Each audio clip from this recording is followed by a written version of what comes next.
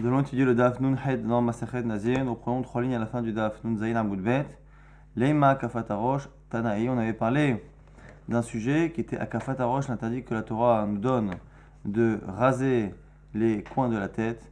Et à ce sujet-là, on avait une discussion qu'on va retrouver ici. Est-ce que Akafatarosh, est-ce que c'est interdit de raser les coins de la tête, n'existe que lorsque on rase que les coins et qu'on laisse le reste de la tête avec une pousse de cheveux normale, ou même si la personne rase toute la tête et donc passe aussi également par ses coins, est-ce que l'interdit est aussi transgressé, ou c'est le fait de raser cette partie et de laisser une partie chevelue? La Gemara propose de dire que c'est une marloquette Tanaïm. La Gemara dit, Lema, disons, qu'Akafata Kolarosh, que le fait de raser toute la tête, interdit ou pas, Tanaï, ce serait une marloquette entre Tanaïm. Des Tano Rabbanan Karyen Braïta qui nous dit, Rocho, par rapport au Metzora, celui qui contracte la tsaraat, donc une sorte de lèpre, eh bien, il devra se raser la tête pendant son processus de purification. Il devra en fait se raser tout son corps, kol bessaro, toute sa chair. Et une fois qu'on a dit qu'il se rasera toute sa chair, la Torah nous a dit sa tête et sa barbe. Et donc ici, on a deux mots qui sont en trop, puisqu'on nous a dit qu'il rasera tout son corps. On sait très bien que tout son corps inclut également le crâne et la barbe. Pourquoi nous répéter en plus du corps la tête? C'est pour nous apprendre une racha. Et Zekano, sa barbe, pour apprendre aussi une racha. Rocho, sa tête, pourquoi? Matalmud lomar. Pourquoi on a besoin de me le dire? Les fichiers Nema, lotakifu peat roshechem. C'est pour m'apprendre justement que cela vient contrer l'interdit de la Torah en général de raser les coins de la tête. Yachol af metzora ken. J'aurais pu penser que le metzora, il doit raser tout son corps et toute sa tête, sauf la partie que la Torah lui interdit en général, puisqu'on n'a pas le droit de raser les coins de la tête. Talmud lomar, la Torah dit, Rocho, non, même sa tête. C'est ce que l'on apprend ici de Rocho, puisqu'on sait que par ailleurs, tout juif a l'interdit de raser les coins de la tête. On aurait pu penser que même celui qui est Metzora, qui doit raser tout son corps, eh bien, devrait s'arrêter au coin de la tête, comme Hashmala. Non, tout son corps, Rocho, même sa tête, même la tête de celui donc qui a l'interdit de raser en général ses coins.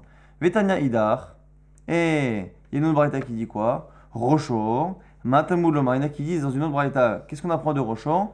Les fiches chez Neymar Gabé Nazir, puisque c'est marqué au sujet du Nazir. Ta'ar le Ya'avar al Rocho, qui ne passera pas la lame, le rasoir, sur sa tête. Donc le Nazir a lui aussi un interdit de raser sa tête pendant la Néziroute. Yachol af Nazir Metzoraken, j'aurais pu penser du coup que même lorsque un Nazir contracte une tsaraat, il ne pourrait pas couper ses cheveux ou raser sa tête pour la tsaraat. Moulomar, Rocho, la Torah l'a dit, Rocho qui est en trop. Donc ici on a une marloquette, une discussion dans deux braïtot différentes, donc une discussion entre deux Tanaïm.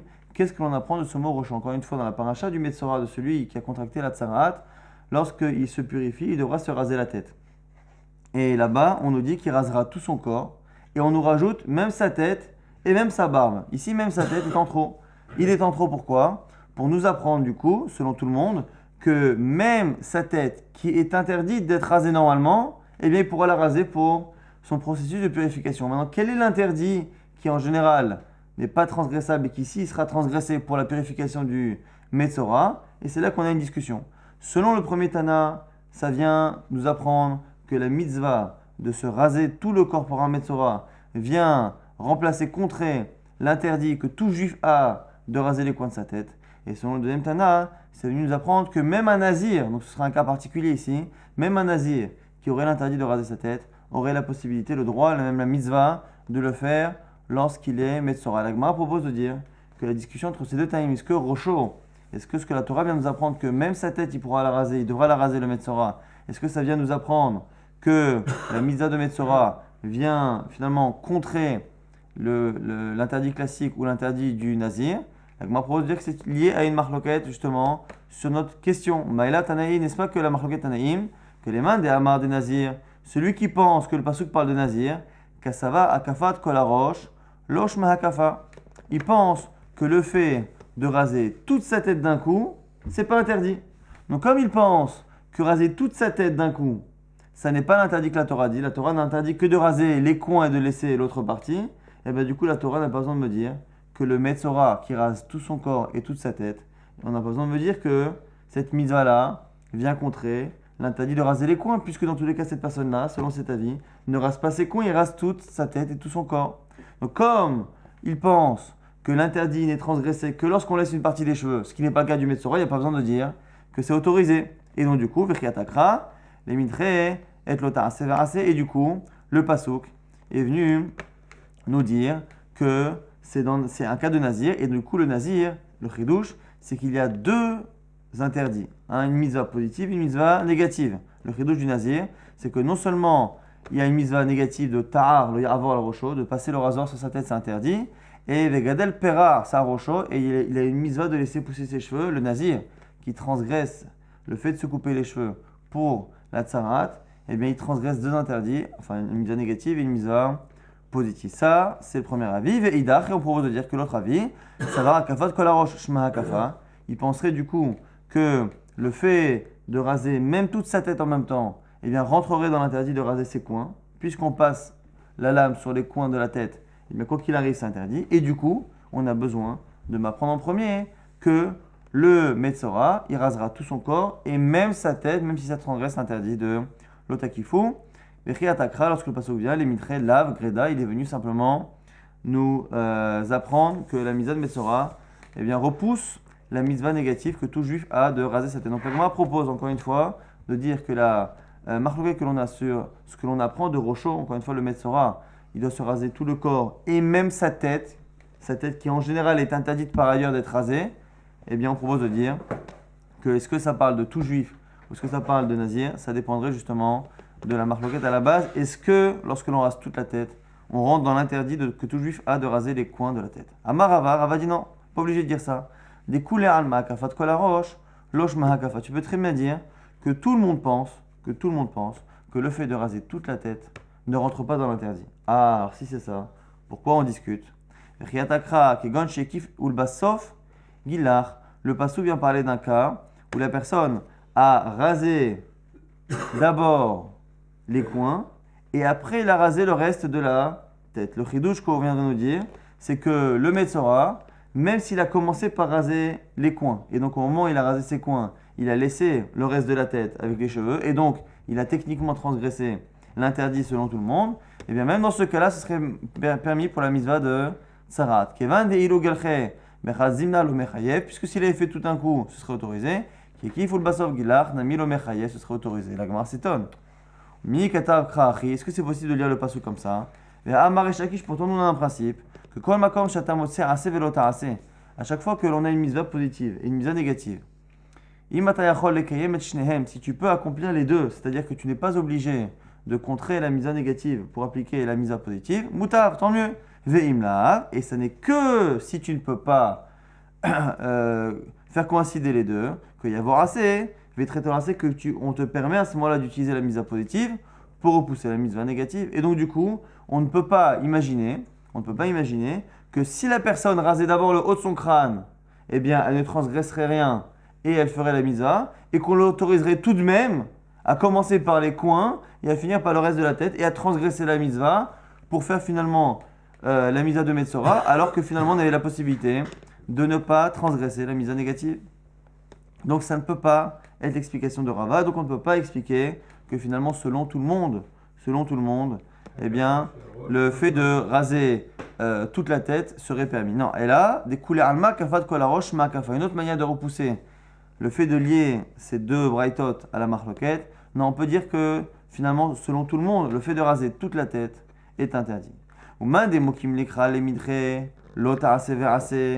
Simplement, on a vu qu'il y a une différence. Selon un, le mot rocho vient apprendre que cela repousse la mitzvah négative que tout juif a de raser les coins, et selon l'autre, cela repousse la mitzvah négative et positive qu'aurait un nazir dans un cas particulier de toucher à ses cheveux.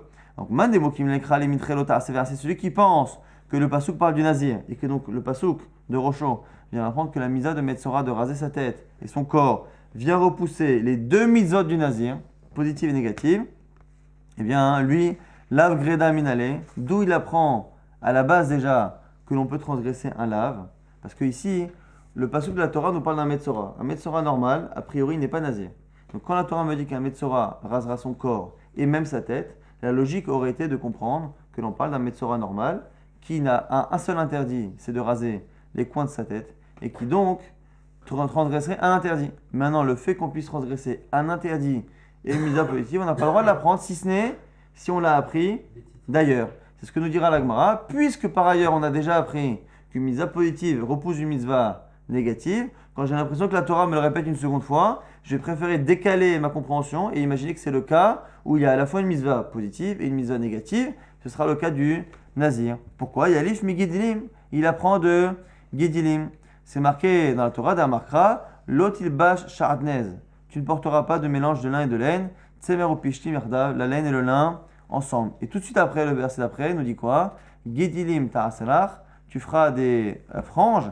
Alarba kanfo kesutecha shatecha seva, sur les coins des habits avec lesquels tu te couvriras. Et on apprend de là finalement que l'interdit qui est dans le premier verset, lotil bash, le fait de mélanger le lin et la laine, est transgressable pour faire la mitzvah de Gedilim ta'aselach de tzitzit.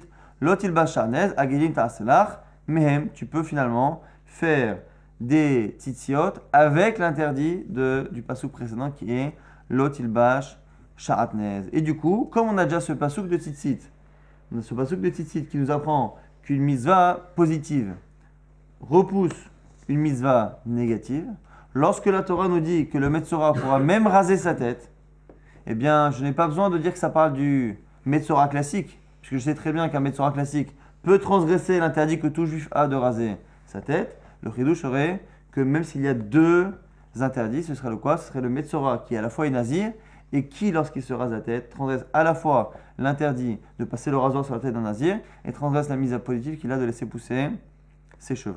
L'Agma revient et nous dit Uman denav kale mirosho. Et celui qui apprend finalement le fait que l'on transgresse un interdit de Rocho, Maït Amal onav kale mi Gidilim, pourquoi il n'apprend pas ça de Gidilim? Amarlar, la Gemara répond à sa place L'irde Rava ou Deata, pour nous apprendre la lacha de Rava. Des Rava ramektiv. Rava faisait une objection entre les versets. C'est marqué d'un côté dans Bamidbar, Venatnu al tzitzit à kanaf. Donc on fera des tzitzit, à kanfé bigdel de rotam, Venatenu al tzitzit à kanaf, et on mettra sur le tzitzit du coin. Pourquoi tzitzit à kanaf? On sait très bien que c'est le tzitzit du coin. Tzitzit à kanaf pour nous apprendre, min kanaf, que le tzitzit doit être de la même sorte de tissu que l'habit. Donc si l'habit est dans un tissu X, le tzitzit dans un tissu X, Y, on doit respecter normalement. Le tzitzit devrait avoir toujours la même texture que l'habit. Donc petite techelet urtiv, et c'est marqué par ailleurs tsemer ou fishtim yardav, qu'on peut mettre justement tsemer ou fishtim yardav. On a dit que lotil bash sha'atnez, tu ne mettras pas du sha'atnez. Tsemer ou fishtim yardav, du lin et de la laine ensemble. Et on a dit que dans le verset d'après, gedilim ta'aselach, tu peux faire finalement des tzitziot qui sont mélangés. Alors d'un côté, on a le fait qu'on me dise qu'on soit obligé de mettre des franges qui sont de la même texture que l'habit, et d'un autre côté, on me dit que finalement on peut mettre tsemer et pishtim, pishtim et tsemer. Haketsat, comment c'est possible? Tsemer ou pishtim, potrim ben beminan, ben shelo beminan. Ça vient m'apprendre que finalement, tsemer ou pishtim, le lin et la laine ont la capacité finalement à, lorsqu'on fait des franges avec eux, à rendre quitte des habits qui ne sont pas de la même espèce. Et c'est comme ça qu'on comprend tsemer ou pishtim yardav, que tsemer peut acquitter l'un et l'autre. Sh'aminim beminan potrim, shelo beminan en potrim. Le fait finalement, et les autres espèces, que la laine et le lin, ne peuvent finalement acquitter que eux-mêmes. Pourquoi finalement on a un verset qui a l'air de me dire qu'il faut que ce soit de la même espèce, et un autre verset qui a l'air de me dire que l'on peut faire des mélanges? Finalement, ça dépend. Il y a deux types de tissus. Il y a le lin et la laine qui ont la capacité, lorsqu'on fait des tzitzit avec, d'acquitter n'importe quel vêtement de n'importe quelle matière. Et on a de l'autre côté tous les autres tissus qui ne peuvent, si on en fait des tzitzit, n'acquitter qu'un vêtement qui est de la même texture. Finalement, on a besoin de ces versets-là pour nous apprendre ça, et non pas pour apprendre que l'on peut transgresser l'interdit de Kilaïm, de mélanger le lin et la laine ensemble. Du coup, on a besoin, selon cet avis, d'apprendre que l'on peut transgresser une mitzvah négative pour une mitzvah positive, et donc on l'apprend de Rocho comme on l'apprend de Rocho. On ne peut pas apprendre le cas de Nazir. Donc si on reprend finalement la marloquette que l'on a pour l'instant dans les deux braïtot, la marloquette est liée à la base à une compréhension du pasuk dans Tzitzit. On a un pasuk dans Tzitzit qui à la fois nous fait un mélange entre le fait de nous dire que on ne peut acquitter un vêtement qu'avec des tzitzit de la même espèce. D'un autre côté, on me parle de mélange. Selon un avis, eh bien, ça vient m'apprendre finalement qu'il y a une différence entre le lin et la laine d'un côté et toutes les autres espèces. Du coup, je n'ai pas appris que l'on peut transgresser une mitzvah négative. Et donc, lorsque la Torah me dit que le Metzora doit se raser et même sa tête, ça vient m'apprendre que même s'il y a une mitzvah négative pour tout juif de raser les coins de sa tête. Selon le deuxième avis, puisque du fait qu'on a mis ensemble l'interdit de Sharatnez, de mélanger le lin et la laine, et qu'après on a dit qu'on en fera des tzitzit, ça vient déjà m'apprendre qu'une mitzvah négative de Sharatnez, de mélanger, est repoussée par la mitzvah positive de tzitzit. Du coup, lorsque la Torah dans le Metzora me dit, tu sais, un Metzora, il se rasera, et même sa tête, ça ne vient pas m'autoriser qu'un seul interdit, puisqu'un seul interdit, je sais déjà de tzitzit, ça vient forcément m'autoriser deux choses. C'est quoi? Ce sera un cas particulier du nazir qui aurait l'interdit négatif de raser sa tête et à la fois la mitzvah positive de laisser ses cheveux pousser.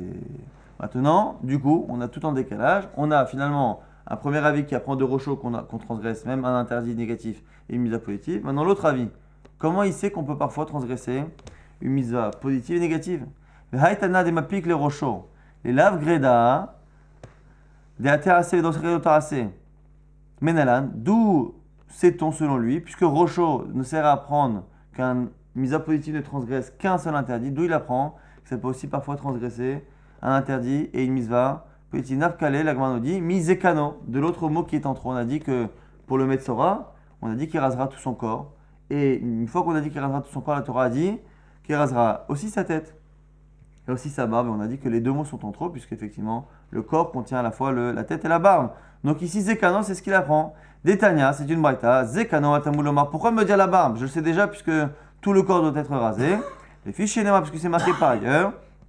Ufat Zekanam, lo egalech ou que les Kohanim n'ont pas le droit de raser les coins de leur barbe. Yachol, af Kohen Metzoraken. On aurait pu penser que même un Kohen qui est Metzora, qui a contracté une Tsarat, eh bien, n'a pas le droit de raser. Talmud Lomar, la Torah, elle a dit Zekano. Et quoi? Et le Kohen a deux interdits. Il a l'interdit de raser, c'est Ufat Zekanam lo egalechu, et il a aussi une mitzvah positive de garder tous les interdits qu'il a en tant que Kohen.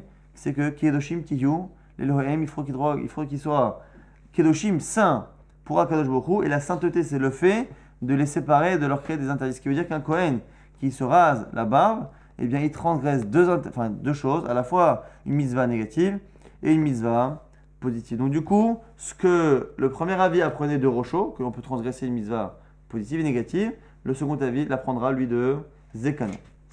Du coup, Mandema Pikle, les Rocho, la Sevelotarase, les lèvres mis Zekano, mais alors pourquoi l'autre n'apprend pas de Zekano lui aussi? Pourquoi le premier a appris de Rocho du premier verset et pas du mot d'après? La Gemara dit, Tarmer, est-ce qu'il y a un problème? Des Kaim Malan Be'alma, des Lotarase Vedache, Lotarase Verase. Nous, on a un principe en général.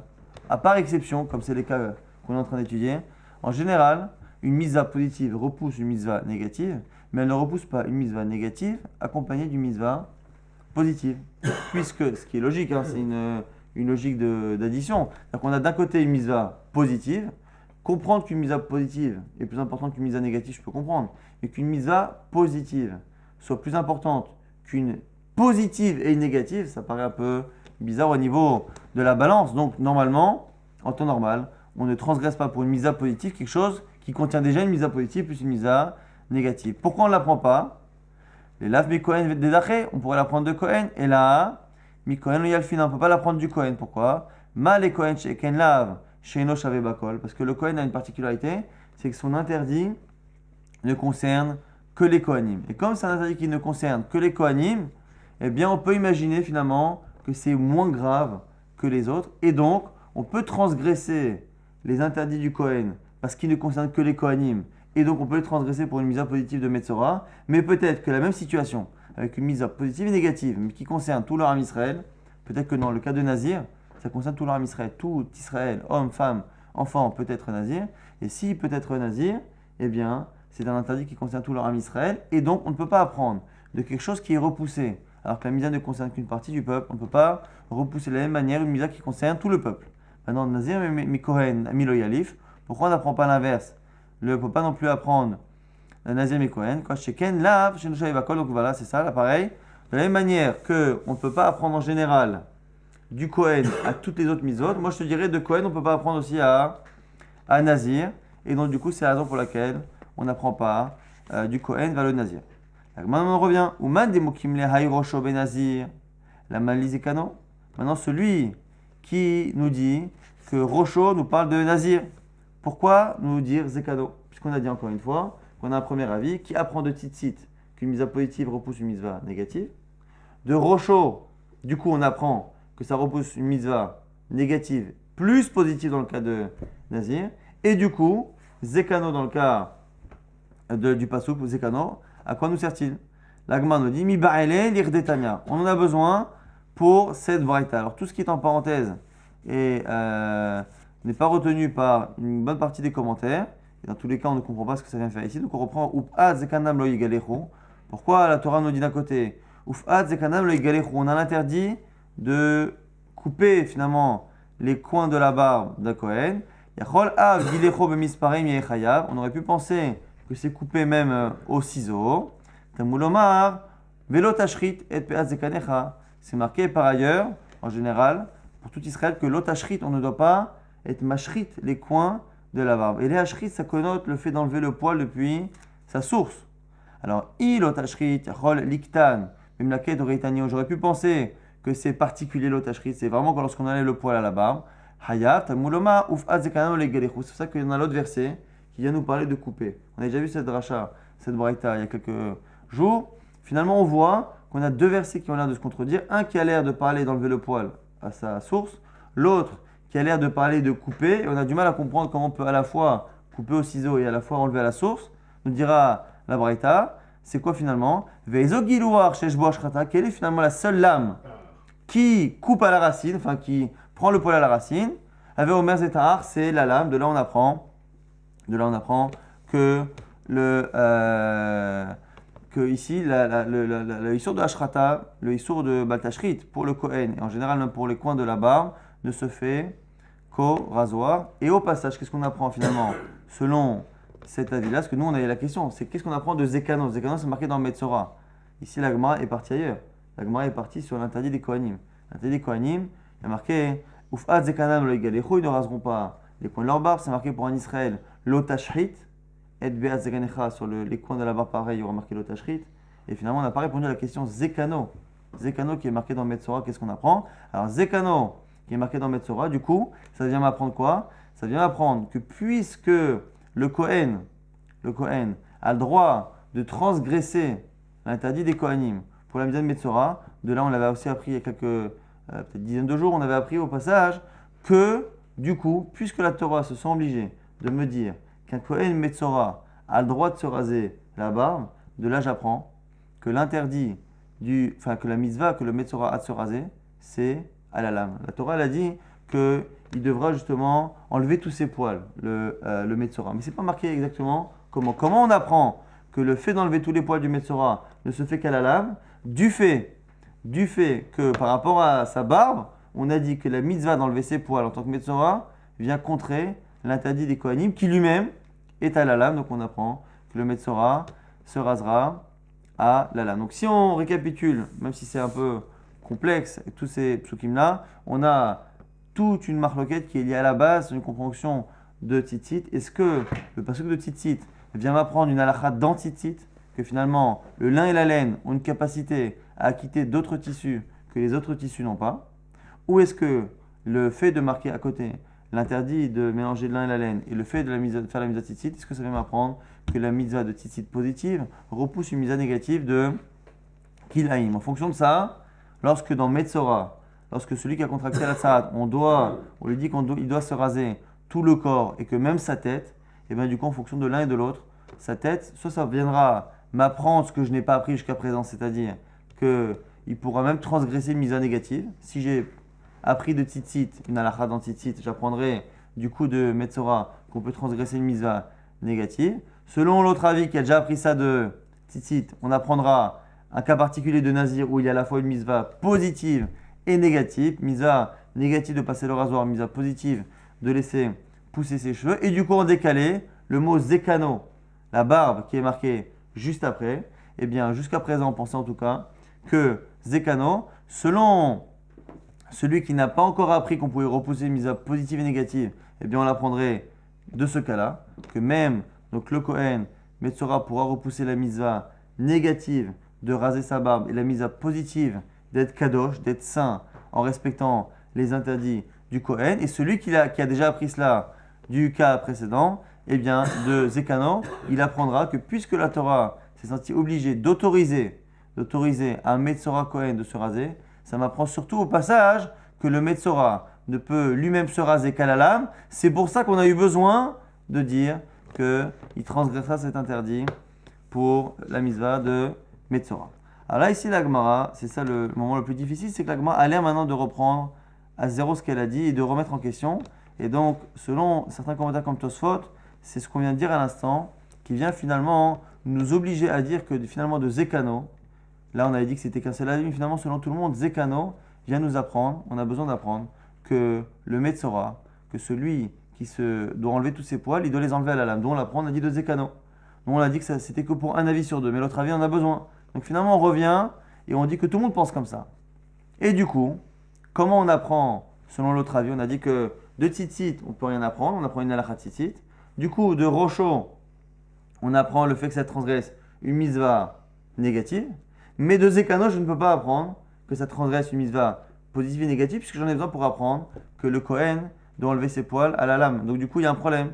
Alors, Oma Dima Pikle, les Hay Rocho, les Lav Greda, la Malil Imirtav Rocho, Vela Malil Imirtav Zekano. On dit soit ici que maintenant on l'apprend de Rocho et de Zekano. C'est-à-dire que comme la Torah dit de manière générale qu'un Metzora qui doit enlever ses poils, il enlèvera les poils de son corps et de sa tête et de sa barbe. Maintenant, on viendra apprendre différemment. Puisque c'est marqué sa tête et sa barbe et qu'on n'a pas précisé dans quel cas, eh bien, on aurait une nouvelle manière de comprendre et d'imaginer que puisqu'on n'a rien précisé, c'est comme si la Torah avait dit qu'il rasera sa tête quoi qu'il arrive, quel que soit le cas.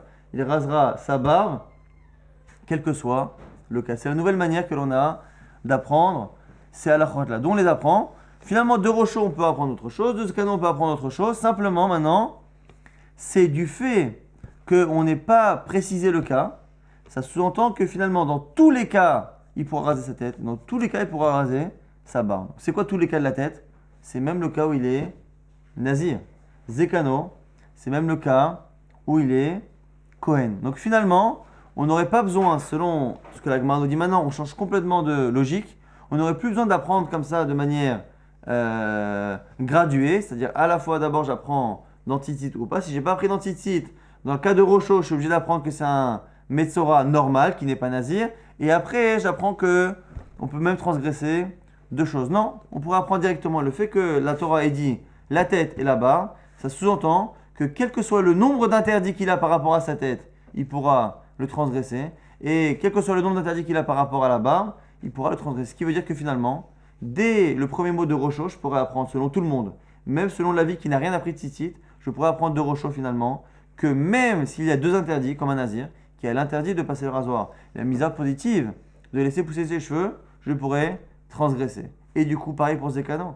Quand on nous parle de la barbe, au lieu de parler d'un cas classique d'un Metzora, je pourrais directement apprendre que même un Metzora Kohen, qui a lui aussi deux interdits, la mitzvah négative de se raser la barbe et la mitzvah positive d'être kadosh, d'être saint, eh bien, je pourrais apprendre du coup qu'il pourrait transgresser les deux. Puisque finalement, c'est du fait que la Torah n'est pas précisée, et en disant la tête et la barbe, ça sous-entend que finalement, dans les cas les plus extrêmes, quel que soit le nombre d'interdits, eh bien on transgresse, du coup, on se retrouve, alors que jusqu'à présent on était en manque, on va dire, de place dans la Torah pour apprendre, finalement ici, on a un limoud qui a changé, un apprentissage qui a changé, et qui finalement est redondant. On a finalement deux mots, Rocho et Zekano, qui chacun, dans le cas du Nazir, respectivement, et dans le cas d'un Kohen, nous apprennent que la mitzvah de Tsarat, comme n'importe quelle autre mitzvah, la mitzvah de raser la Tsarat, eh bien, vient repousser deux interdits de la Torah. Donc pourquoi finalement avoir l'un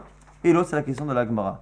Car shakulhu, ve'avu shneim. Donc finalement, ils sont équivalents. C'est à chaque fois une mitzvah positive et négative pour le nazir, une mitzvah positive et négative pour le Kohen. Pourquoi nous apprend les deux? La Gemara nous répète une logique qu'on a déjà vue, mais nous la complète. Kohen min nazir lo yalif. On ne peut pas apprendre de nazir. Le Kohen ne peut pas être appris de nazir. Pourquoi? Chez Ken Yeshno Besheela. Car l'interdit de la Néziroute a une faiblesse que n'a pas le Kohen. C'est quoi? C'est qu'un interdit de Néziroute, aussi fort qu'il puisse être, il peut être annulé lorsque l'on fait chez la Chacham ou avant un Chacham et on annule la Néziroute comme n'importe quel Neder. Et l'inverse, Nazir mi Kohen, le Yalif. Je ne peux pas non plus apprendre de Kohen comme on a vu tout à l'heure. Chez Ken Lav Sheno Shave Bakol, parce que l'interdit du Kohen est un interdit qui, même s'il n'est pas annulable, c'est un interdit qui ne concerne pas tout l'Arm Israël. Donc finalement, les deux interdits ont chacun une faiblesse qui fait justement qu'on ne peut pas apprendre l'un de l'autre. On n'aurait pas pu nous apprendre que Rocho pour le Nazir, que Zekano pour le Kohen, parce que même si dans chacun, la mitzvah de raser la peau d'un Metzora, eh bien, vient repousser une mitzvah positive et négative, à chaque fois la mitzvah positive et négative concerne un sujet qui par rapport à l'autre a une faiblesse qui peut peut-être justifier que l'on repousse ces interdits. Pourquoi? On a dit, le Kohen a une faiblesse, les interdits liés à la Keuna ont une faiblesse puisque finalement ils ne concernent qu'une partie du Ram Israël, donc ils sont moins forts, car s'ils étaient aussi forts, ils concerneraient tout le Ram Israël. Maintenant le Nazir, qui lui concerne tout le Ram Israël, a une autre faiblesse, c'est que son interdit est annulable par le fait d'aller voir un Chacham et de faire chez la Chacham, et du coup, les deux ont une faiblesse qui fait justement qu'on ne peut pas apprendre l'un de l'autre.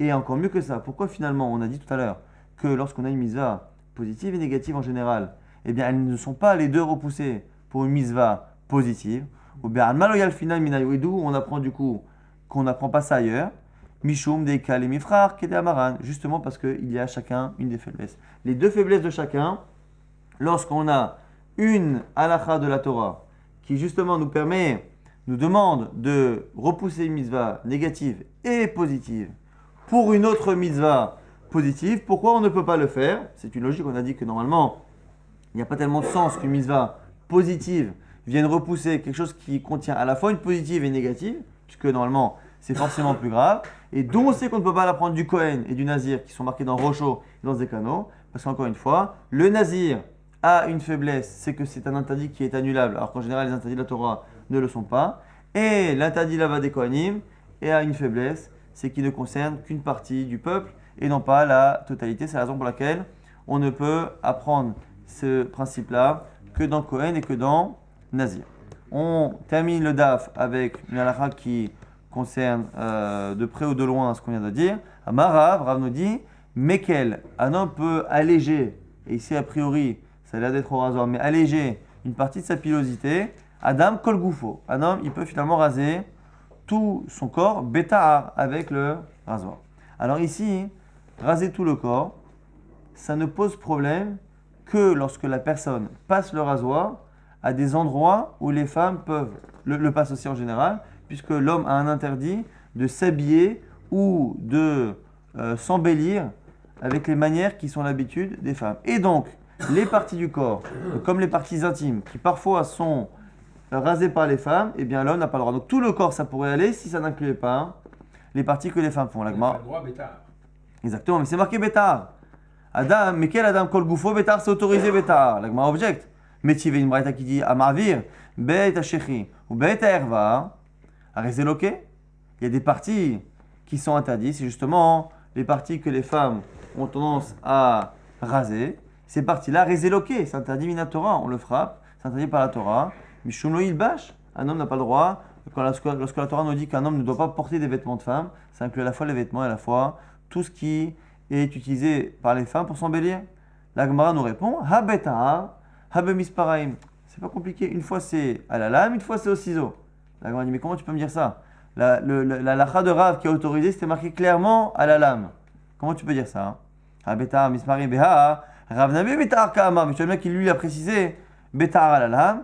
La Gemara répond Ke'en tahar. C'est pas vraiment une lame, c'est comme une lame. C'est-à-dire, ce serait un peu comme une tondeuse, c'est-à-dire une lame qui passe près de la peau, mais pas directement sur la peau. Pourquoi c'est autorisé? Parce que les femmes ont tendance à passer directement la lame. Puisque finalement, en passant une lame près de la peau, mais pas exactement sur la peau, eh bien, l'homme ne s'embellirait pas exactement comme les femmes le font, à ce moment-là, eh bien du coup, ce serait autorisé. C'est ça la nuance que nous dit Rav. Dans le même genre, on nous donne une autre halakha, un autre avis. Amar Rabbi Chia, Baraba, Amar Rabbi Yochanan, Amar Avir, Beta Shichu, Beta Erva, Loke. C'est l'halakha qu'on vient de citer, celui qui enlève justement les poils dans ses parties intimes. Eh bien, Loke, on lui donne des coups, donc Minatora. La Gemara dit, mais tivez, pourtant, c'est une braïta qui dit qu'Avarat, ça elle a Midiré Torah, elle a Midiré Sofrim, que même si la Torah dit Lo Ilbash, eh bien, techniquement, Minatora, ça n'inclut pas le fait d'épiler ou de raser, et le fait d'épiler ou de raser comme une femme ne serait interdit que par les sages. Donc la Gemara répondrait, Maï Loke, si c'est ça, c'est quoi Loke?